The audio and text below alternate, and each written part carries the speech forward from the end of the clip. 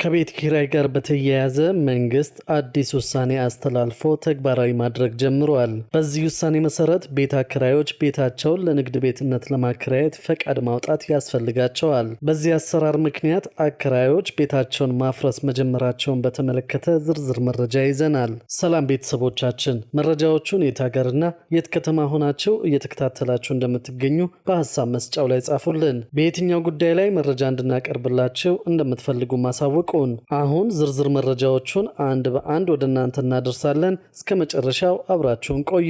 መንግስት የመኖሪያ ቤቶችንና የንግድ ቤቶችን ሙሉ ለሙሉ ለመለየት የወሰነ ይመስላል። መንግስት አዲስ ተግባራዊ ማድረግ በጀመረው አሰራር መሰረት መኖሪያ ቤቶችን ማከራየት የሚቻለው ለመኖሪያ ቤትነት ብቻ መሆኑን አሳውቋል። የመኖሪያ ቤቶቹን ለንግድ ቤትነት ለማከራየት ደግሞ ለቤቱ የሊዝ ውል ለውጥ ማድረግ አስፈላጊ መሆኑ ታውቋል። የሊዝ ውል ለውጥ ለማድረግ ደግሞ ከመቶ ሺዎች እስከ ሚሊዮኖች ብር ክፍያ መክፈል ያስፈልጋል ተብሏል። የገንዘቡ መጠን የሚወሰነው ንብረቱ ባለው ስፋት መሰረት መሆኑን ያገኘነው መረጃ ያሳያል። አንዳንዶች ከአንድ የመኖሪያ ቤት 30 በመቶውን ለንግድ ቤትነት ማከራየት ይቻላል ቢሉም በመንግስት በኩል በጉዳዩ ላይ ምንም በይፋ የተባለ ነገር የለም። የመኖሪያ ቤቶች ለንግድ ቤትነት መከራየታቸውን በተመለከተ የቀበሌ ሰራተኞች ቁጥጥር ማድረግ ጀምረዋል። የመኖሪያ ቤታቸውን ለንግድ ቤት ያከራዩ ሰዎች ቅጣት እየተጣለባቸው እንደሚገኝም አውቀናል። ነዋሪዎች በ3 ቀናት ውስጥ 45,000 ብር ቅጣት እንዲከፍሉ ማስጠንቀቂያ ተሰጥቷቸዋል። በአዲስ አበባ ከተማ የመኖሪያ ቤቶቻቸውን ለንግድ ስራ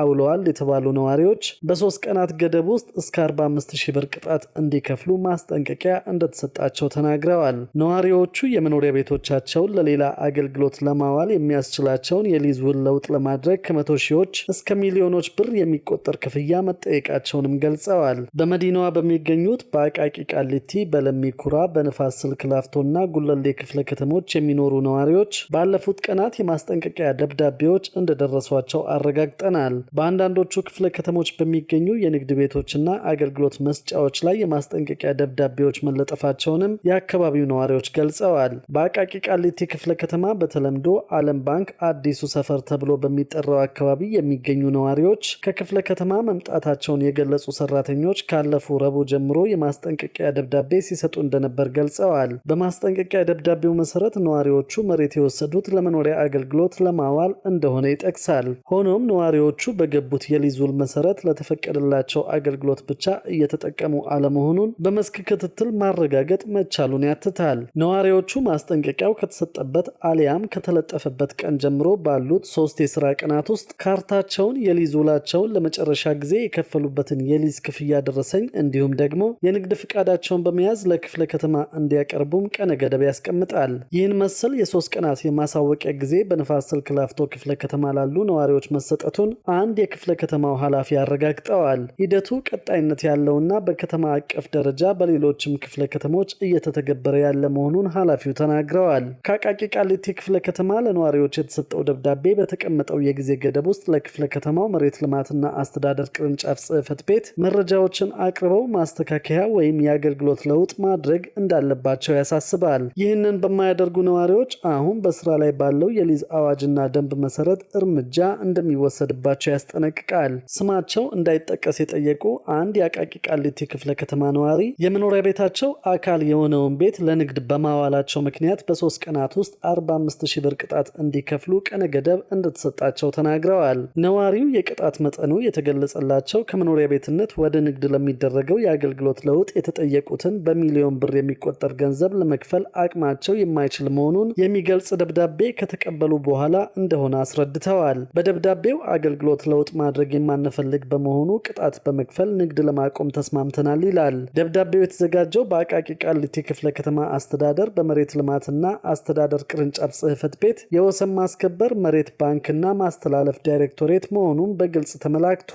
በዚሁ ደብዳቤ ላይ ነዋሪው ለመኖሪያ የተፈቀደላቸውን ካርታ ወይም የይዞታ ማረጋገጫ ለንግድ እየተጠቀሙበት እንደሆነ የሚገልጽ አረፍተ ነገር ተካቷል። ነዋሪው ያለ ፈቃድ የሰሩበትን ቅጣት ከፍለው በተፈቀደላቸው አገልግሎት ብቻ የሚገለገሉ መሆኑን በፊርማቸው እንዲያረጋግጡም ደብዳቤው ያስገድዳል። ተመሳሳይ ደብዳቤ ባለፈው ሐሙስ የተቀበሉ ሌላ የአካባቢው ነዋሪ አገልግሎት ለመለወጥ የተጠየቁት 4.5 ሚሊዮን ብር ከአቅማቸው በላይ መሆኑን ይገልጻሉ።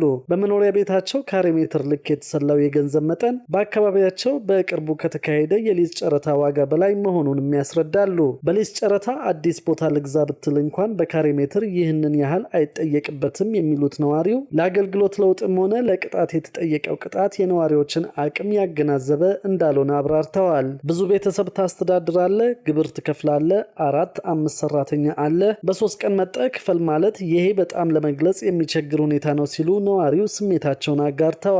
የተሰጣቸው ቀነ ገደብ የደረሰባቸው የአካባቢው ነዋሪዎች በሰሚ የሰሙትን መረጃ ይዘው የንግድ ቤቶቻቸውን ማፍረስ መጀመራቸውን ተናግረዋል። ያልተረጋገጠው መረጃ እያንዳንዱ ነዋሪ የይዞታውን 30 በመቶ ለንግድ አገልግሎት ማዋል ይችላል የሚል እንደሆነ የሚገልጹት ነዋሪዎቹ የንግድ ቤታቸውን በዚሁ መልኩ ለማስተካከል እየሞከሩ እንደሆነ አስረድተዋል። የነዋሪዎችን አቤቱታና ቅሬታ በተመለከተ ጉዳዩ ከሚመለከታቸው የአዲስ አበባ ከተማ አስተዳደር የመሬት ልማትና አስተዳደር ቢሮ ኃላፊዎች ምላሽና ዝርዝር መረጃ ለማግኘት የተደረገው ሙከራ ሳይሳካ ቀርቷል።